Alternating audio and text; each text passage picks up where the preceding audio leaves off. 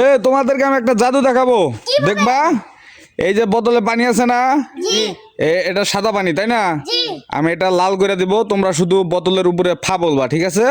এটার নাম হলো কি জাদু জানো? ফা জাদু। ওকে, প্রথমে স্বাধীন ফা আরো জোরে, ফা আরো জোরে। ফা এবার শুভ আরো জোরে, আরো জোরে। এবার সঞ্জিত হয় না, আরো জোরে, আরো জোরে। জাদুটা কেমন হলো সঞ্জিত? দেখছো পানির সাদা পানিকে এভাবে লাল করলাম। দেখি দেখি সাদা পানি লাল হয়েছে নাকি? এই দেখো তোমার গায়ে পরে পুরা পানি লাল হয়ে গেছে। ওকে,